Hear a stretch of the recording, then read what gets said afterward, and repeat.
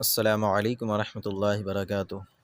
الصلاۃ والسلام علیک یا رسول اللہ، الصلاۃ والسلام علیک یا نبی اللہ، الصلاۃ والسلام علیک یا حبیب اللہ۔ میں فقیر محمد نذر عالم قادری رمضان شریف کے حوالے سے چند باتیں لے کر آپ کی خدمت میں حاضر ہوں۔ امید ہے کہ انشاءاللہ تعالیٰ آپ اسے پورے مکمل گفتگو کو بغور سماعت کریں گے اور سننے کے بعد اپنی عملی زندگی میں اسے نافذ کرنے کی کوشش بھی کریں گے انشاءاللہ تعالیٰ۔ دعا ہے کہ اللہ رب العزت ہم سبوں کو سننے سے زیادہ ہم سبوں کو عمل کرنے کی توفیق عطا فرمائے۔ تو آئیے شروع کرتے ہیں۔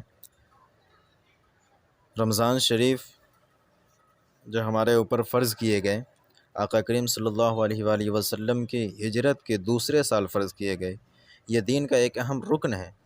اس کی وجوب کے منکر کی تکفیر کی جائے گی، یعنی اگر اس کو کوئی شخص واجب نہ مانے اور واجب نہ مان کر اس کا انکار کرے تو فرماتے ہیں کہ اس کی تکفیر کی جائے گی۔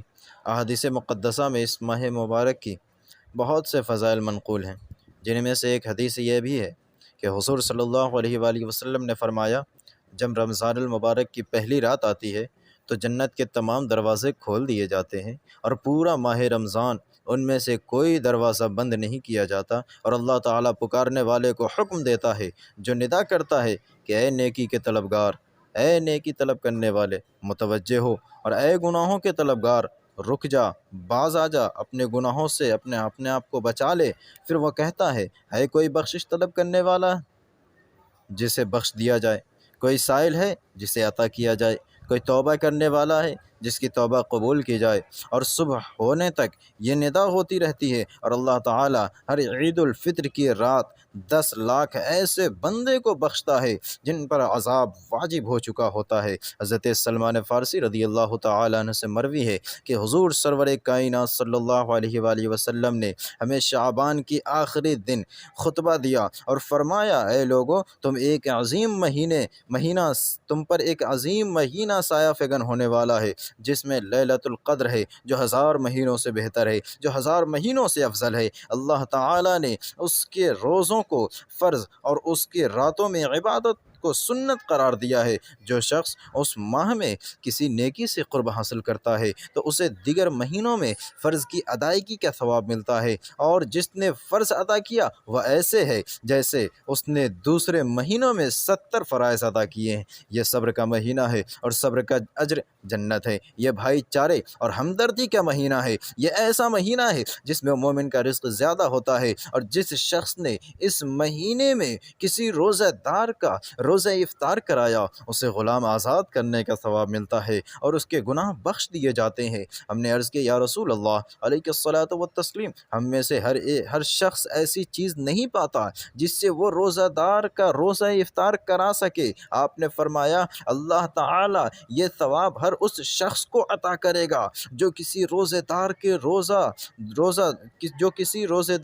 روزے کو دودھ کے گھونٹ یا پانی کے گھونٹ یا کھجور سے افطار کراتا ہے، اور جس نے کسی روزے دار کو شکم سیر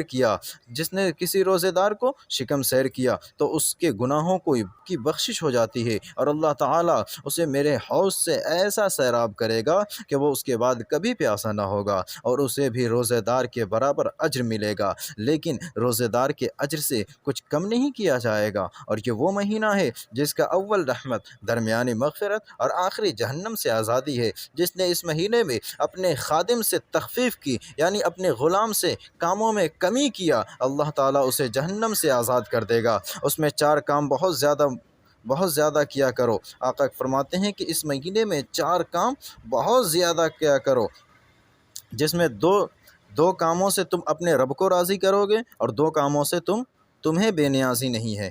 اور وہ 2 کام جن سے تم اپنے رب کو راضی کرو گے وہ ایک ہے لا الہ الا اللہ، یعنی اللہ کی وحدانیت کا اقرار کرنا، اللہ اس کے رسول کی رسالت کا اقرار کرنا، اور دوسرا کام یہ ہے کہ انسان کثرت سے رب کی بارگاہ میں استغفار کرے، اپنے گناہوں سے تائب ہو، اپنے گناہوں پر سے توبہ کرے، نادم و شرمندہ ہو، اور رب کی بارگاہ میں اپنی آنکھوں سے آنسوؤں کو گراتا رہے۔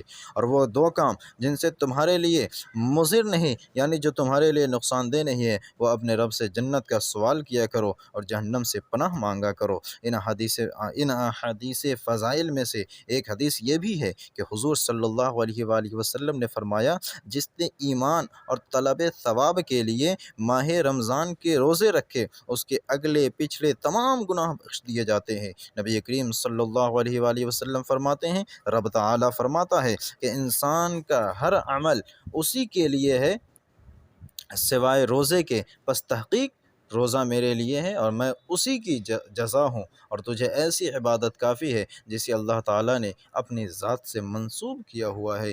یعنی اللہ کے رسول صلی اللہ علیہ وسلم ارشاد فرماتے ہیں، آقا ارشاد فرماتے ہیں کہ انسان کا ہر عمل اسی کے لیے ہے، یعنی انسان جو عمل کیا کرتا ہے تو وہ اسی بندے کے لیے ہوتا ہے، پس تحقیق روزہ میرے لیے ہے اور میں اس کی جزا ہوں۔